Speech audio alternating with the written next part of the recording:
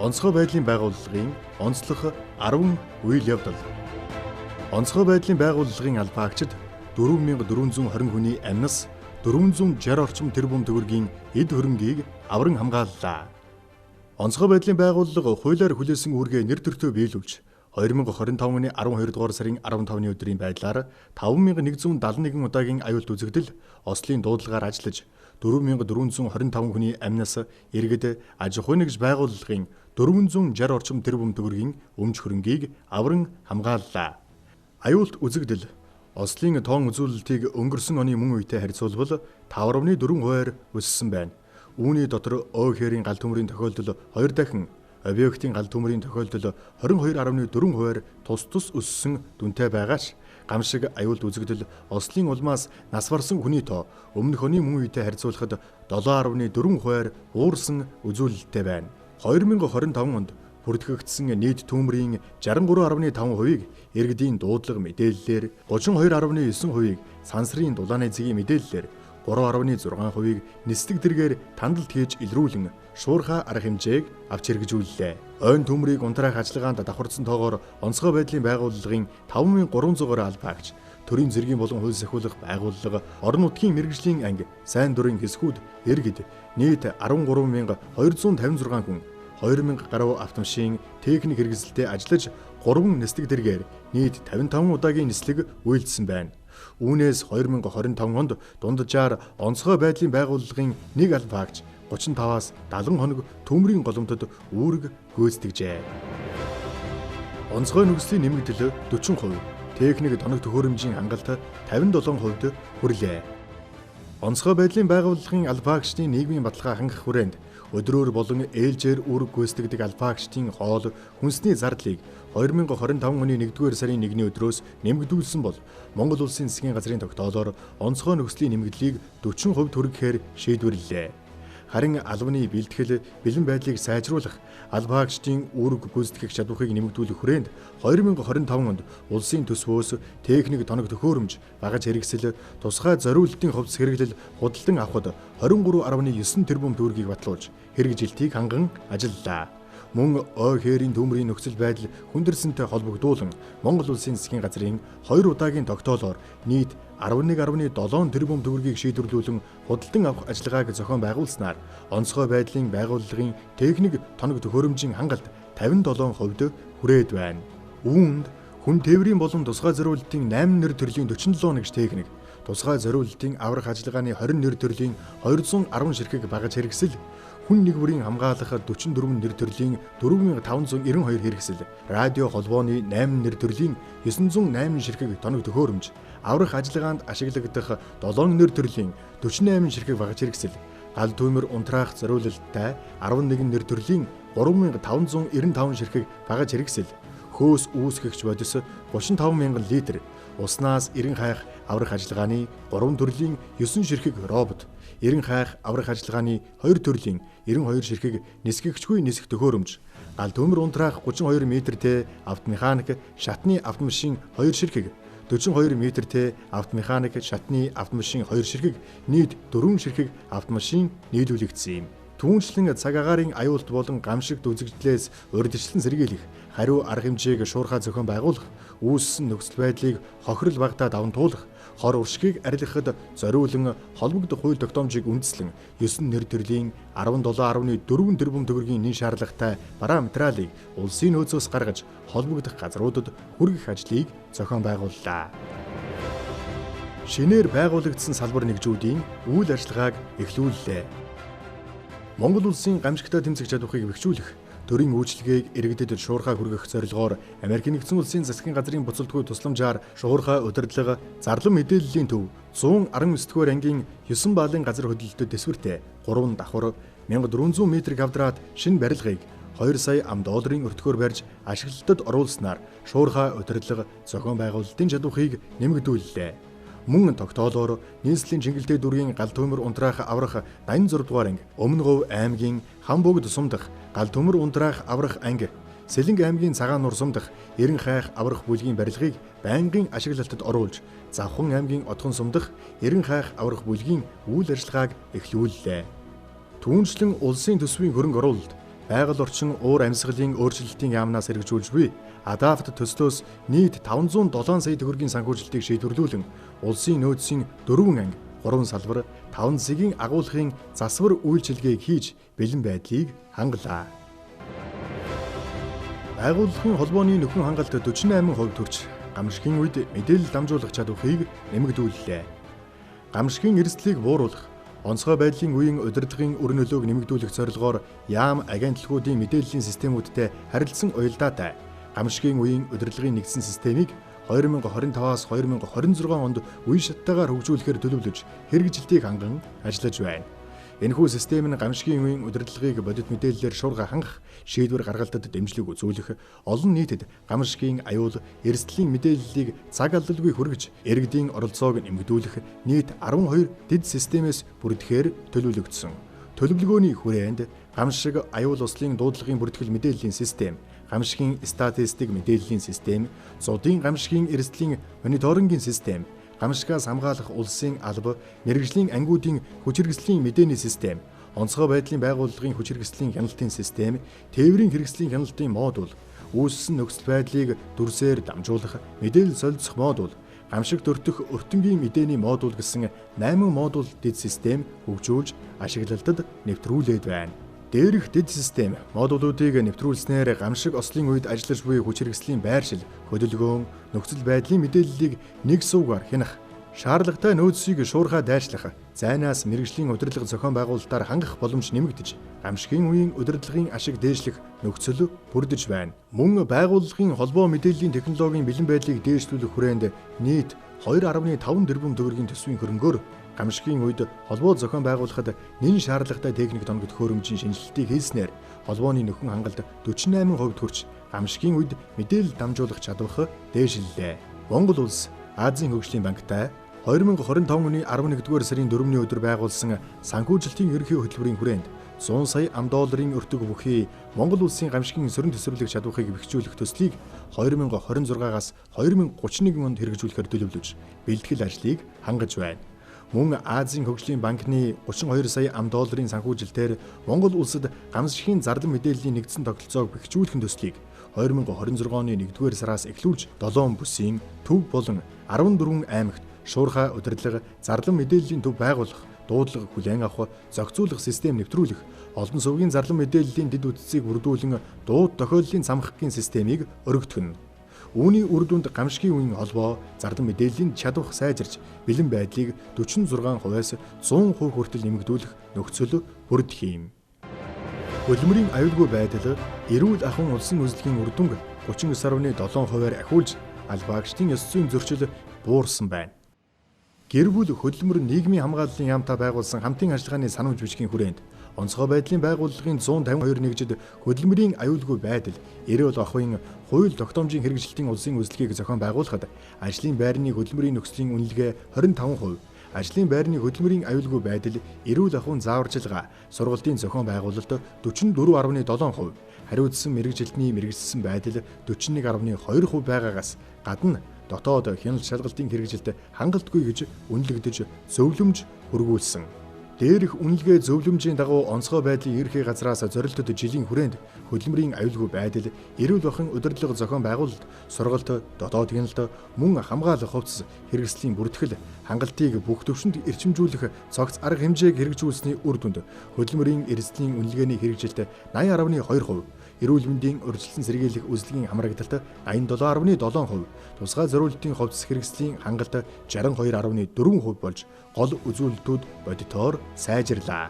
Түүнчлэн онцгой байдлын ерөнхий газраас зохион байгуулж буй сургалтын хөтөлбөрүүдэд хөдөлмөрийн аюулгүй байдал, эрүүл ахуйн холбогдох агуулгыг тусган хэрэгжүүлж сургалтад нийт 20,040 албаагчийг хамруулсан байна. Мөн дотоод хяналтын тогтолцоог сэргээж, төлөвлөгөөт болон гинтийн хяналт илэрсэн зөрчлийг арилгах 3 үе шаттай механизмыг нэвтрүүлснээр хөдөлмөрийн аюулгүй байдал, эрүүл ахуйн удирдлагын тогтолцоог бэхжүүлэхэд бодит агц гарч 2025 онд үйлдвэрлэлийн осол,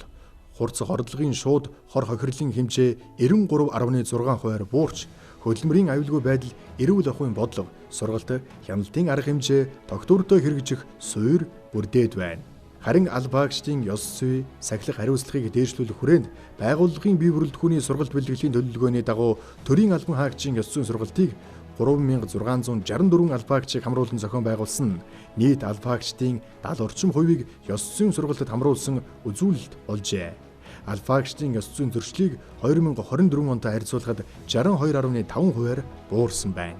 Алба агчдын нийгмийн асуудлыг шийдвэрлэх, бэлтгэл бэлэн байдлыг хангах, эрүүл мэнд, сэтгэл зүйн дэмжлэг үзүүлэх зорилгоор онцгой байдлын байгууллагын алба агчдын ажиллах нөхцөл, нийгмийн баталгааг сайжруулах хөтөлбөр, онцгой байдлын байгууллагын алба агчдын эрүүл мэндийг дэмжих, хамгаалах, эрүүлжүүлэх дунд хугацааны хөтөлбөр төлөвлөгөөг тус шинжилэн батлууллаа. Тус хөтөлбөр төлөвлөгөөний хүрээнд сэтгцийн эрүүл мэндийн үндэсний төв, онцгой байдлын байгууллагын сэтгэл зүйч, сэтгэл засалч мэргэжилтнүүдээс бүрдсэн хөдөлгөөнт бүлэг, нийслэлийн хүрээний онцгой байдлын байгууллагад ажиллаж нийт 723 алба агчийн сэтгэл зүйг дэмжих, оролцоонд суурилсан богино хугацааны сургалтад хамруулж, түгшүүрийн төвшин, сэтгэл зүйн байдал болон ажил амьдралын тэнцвэрийг үнэлэх судалгааг авч, үр дүнд нь суурлан ганцаарчилсан зөвлөгөө өгч ажиллалаа. Ахлах офицерын жилийн хүрээнд шилдэг ахлах офицерууд шалгарлаа. Монгол улсын ерөнхийлөгч зэвсэг түвшний ерөнхий командлагчаас 2025 оныг ахлах офицерын жил болгон зарласантай холбогдуулан онцгой байдлын байгууллагаас ахлах офицерын мандайлал, ур чадвар, шинжлэх ухаанд санаачлагыг дэмжих зорилгоор шилдэг ахлах офицер тэмцээн, ахлах офицерын мандайлал ба удирдах ур чадвар сэдвт эрдэм шинжилгээний өгүүллийн уралдаан, гамшигын эрсдлийг бууруулах шинжлэх ухаанд санаачлаг 3, инновац шингэсэн бүтээлийн шалгаруулалт, мөн ахлах офицерын чуулга уулзалтыг тус зохион байгуулж шилдэг офицеруудыг шалгарууллаа. Онцгой байдлын байгууллагын офицер бүрэлдэхүүний 29%-ийг ахлах офицер эзэлж байгаа бөгөөд 84% нь эрэгтэй, 16% нь эмэгтэй алба агч байна. Ахлах офицерын чуулга уулзалтад төв орон нутгийн онцгой байдлын байгууллагын 100 гаруй ахлах офицер хамрагдаж, залгамж халааг бэлтгэх, ажлын арга туршлага, дадлагаар мандайлан, үлгэрлэх үүргийг хэлэлцэж, тулгамдсан асуудал, шийдлийг тодорхойлон, цаашид үйл ажиллагааг сайжруулах санал сэтгэгдлээ хуваалцсан юм. Мөн шилдэг ахлах офицер тэмцээнд төв орон нутгийн онцгой байдлын газар хэлтсээс шалгарсан 33 ахлах офицер оролцож гадаад хэл, цэргийн дүрм, зэвсгийн задаргаа угсаргаа, химийн норимтөв, 14 цэг бүхий 10 км-ийн саадтай Марс зэрэг төрлөөр ур чадвар, авхаалт самбаагаа сорьсон бол гамшигын эрсдлийг бууруулах шинжлэх ухаанд санаачлаг 3, инновац шингэсэн бүтээлийн шалгаруулалтад төв орон нутгийн байгууллагын салбар нэгжүүдээс ирүүлсэн 10 орчим бүтээлээс шилдэг 2 бүтээл тодорсон. Түүнчлэн эрдэм шинжилгээний өгүүллийн уралдаанд төв орон нутгийн байгууллагын салбар нэгжүүдээс 16 албаагч материалаа ирүүлснээс шилдэг 3 элдвэлийг хэлэлцүүлж шилдгийг тодруулсан билээ. Бие бүрэлдэхүүний сургалт 13%-аар, хамрагдсан албаагчдын тоо 81.8%-аар өслөө. Стратегийн шинжилсэн бүтэц зохион байгуулалтын хүрээнд онцгой байдлын ерөнхий газарт гамшигаас хамгаалах сургалтын газар буюу сургалт бэлтгэл хариуцсан бүтэцийн нэгжтэй боллоо. Ингэснээр 2025 онд бие бүрэлдэхүүний сургалт бэлтгэлийн нэгдсэн төлөвлөгөөний дагуу 53 удаагийн сургалтыг зохион байгуулж 1887 албаагчийг хамруулсан бол төлөвлөгөөд бус 8 удаагийн сургалтад 817 албаагчийг хамруулснаар өмнөх оны мөн үедээ харьцуулахад бие бүрэлдэхүүний сургалт 13%-аар, хамрагдсан албаагчдын тоо 81.8%-аар тус өссөн байна. Төв орон нутгийн онцгой байдлын байгууллагуудын хувьд давхарсан тоогоор 7521 удаагийн 27728 цагийн сургалтыг зохион байгуулж 136599 албаагчийг хамруулжээ. Тодруулбал төлөвлөгөөт сургалтын хүрээнд онцгой байдлын ерөнхий газар Монгол улсын их сургуультай хамтран ажиллах санамж бичгийг байгуулан англи хэл, монгол бичгийн дунд анхан шатны сургалтад 60 албаагчийг сургаж, Филиппин улсад англи хэлний агсан шатны сургалтад 25 албаагчийг суралцууллаа.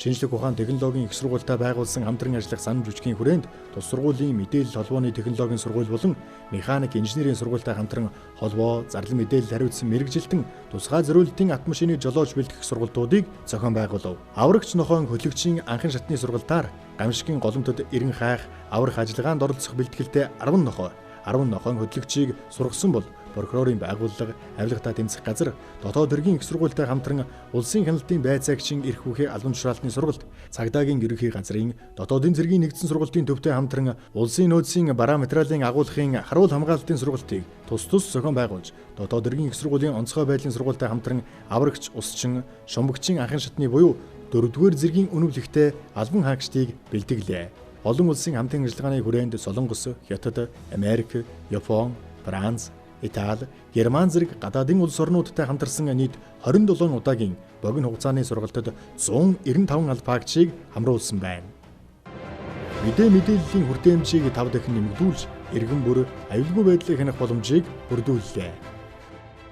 Болзошгүй гамшигаас урьдчилан сэргийлэх эрсдлийг бууруулах чиглэлээр Монгол Улсын шадар сайдын баталсан 8 төрлийн өдөрдөмжит арга хэмжээг улсын хэмжээнд нэгдсэн удирдлага зохион байгуулалтаар ханган ажилласнаар иргэд олон нийтийг гамшиг, аюулт үзэгдлээс урьдчилан сэргийлж, мэдээллийн хүртээмжийг нэмэгдүүлж чадсан байна. Тухайлбал эрсдлийн үнэлгээнд тулгуурлан гол нуурын мөс цөмрөх, шар усны үерийн аюулын эрсдлийг бууруулах, урьдчилан сэргийлэх арга хэмжээг хэрэгжүүлэн ажилласнаар нийт дуудлагын тоо 73.8%-аар буурсан байна.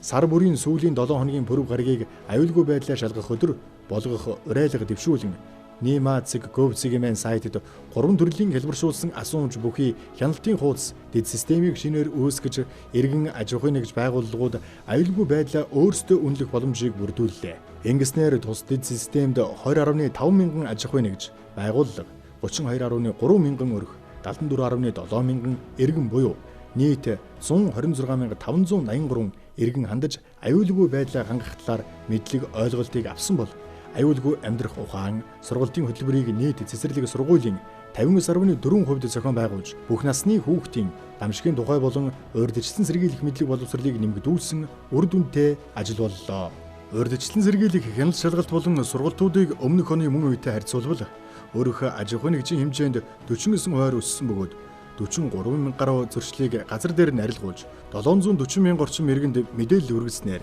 гал төмрийн улмаас арнасаа алдах иргэдийн тоо буурсан байна.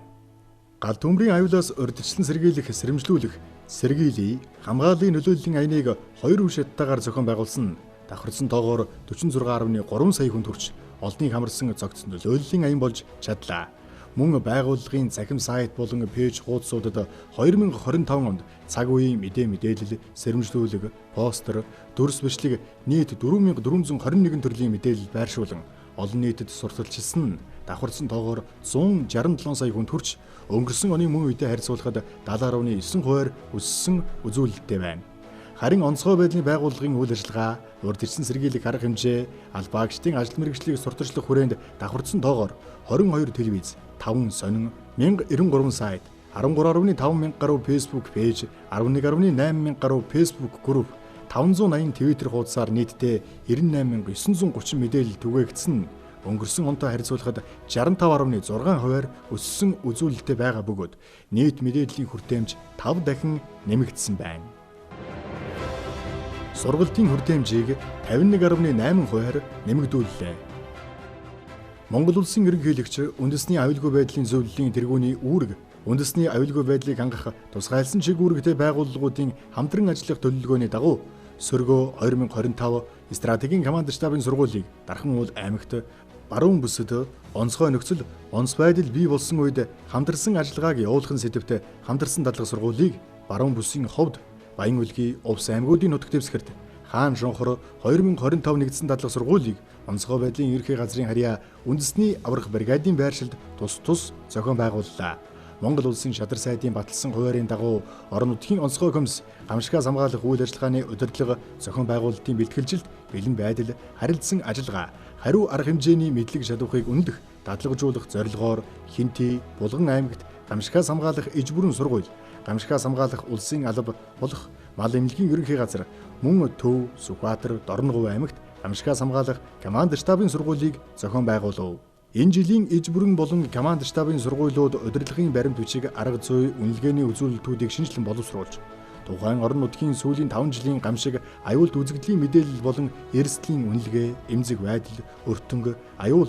чадвахын өгөгдөлд суурилсан цагийн байдлын зураглалыг газар зүйн системд боловсруулж, симуляц хийх замаар дадлага сургуулийн явцыг бодит нөхцөлд ойртуулж, дундын хянагч нарын үнэлгээг хяналтын дашборд хэлбэрээр харуулснаар оролцогчдын ойлголт, шийдвэр гаргалтын хурд чанарыг сайжруулсан онцлогтой байв. Гамшигаас хамгаалах ангиллын сургалтыг улсын хэмжээнд нийт 7506 удаа зохион байгуулж 338,421 хүнийг хамруулсан нь өмнөх онтой харьцуулахад сургалтын тоо 21%-аар, сургалтад амрагдсан хүний тоо 53.5%-аар тус өссөн дүнтэй байна. түүнчлэн 100 мянган хүн амд харьцуулсан сургалтын хүр дэмж өмнөх оноос 51.8%-аар нэмэгдсэн бөгөөд ерөнхий боловсролын сургуулийн сурагчдын хамраг талд өмнөх онтой харьцуулахад 836%-аар өссөн байна. Гадаад харилцаа хамтын ажиллагааны хүрээнд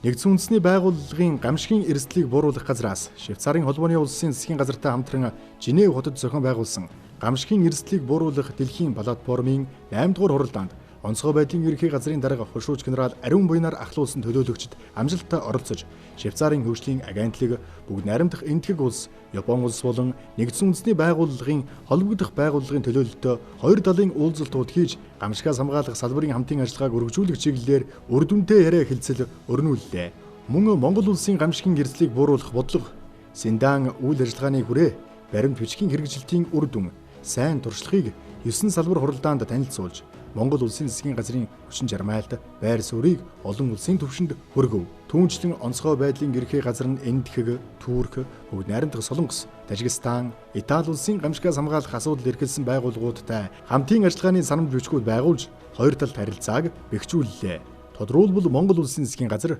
бүгд найрамдах Энэтхэг улсын засгийн газар хооронд хүмүүнлэгийн тусламж тусалцааны чиглэлээр хамтран ажиллах тухай Монгол улсын засгийн газар бүгд найрамдах Турк улсын засгийн газар хооронд ойн аж ахуйн салбарт хамтран ажиллах тухай. Онцгой байдлын ерөнхий газар болон бүгд найрамдах Солонгос улсын үндэсний гал төмөртэй тэмцэх газар хооронд гамшигын хариу арга хэмжээний хамтын ажиллагааг бэхжүүлэх тухай. Онцгой байдлын ерөнхий газар болон бүгд найрамдах Тажикстан улсын засгийн газрын дэргэдэх онцгой байдал, иргэний хамгаалалтын хороо хооронд хамтран ажиллах тухай харилцсан ойлголцлын санамж бичгүүдийг тус тус байгууллаа. Монгол улсын засгийн газар, Оросын холбооны улсын засгийн газар хоорондын үйлдвэрийн осол, байгалийн гамшигаас урьдчилан сэргийлэх тэдгээрийн үр дагаврыг арилгах хэлэлцээрийн хүрээнд Оросын холбооны улсын Хабаровск хотод зохион байгуулсан Монгол Оросын хамтарсан комиссийн 20 дугаар ээлжид хуралдаанаар 2026-аас 2027 онд хэрэгжүүлэх хамтарсан үйл ажиллагааны төлөвлөгөөг хэлэлцсэн баталлаа. Мөн 2025 онд гадаад харилцаа хамтын ажиллагааны хүрээнд Францын иргэний аюулгүй байдал хямралын удирдлагын ерөнхий газрын дарга ноён Жюлен Марион тэргүүтэй төлөөлөгчдийн ажлын айлчлалыг хүлээн авлаа.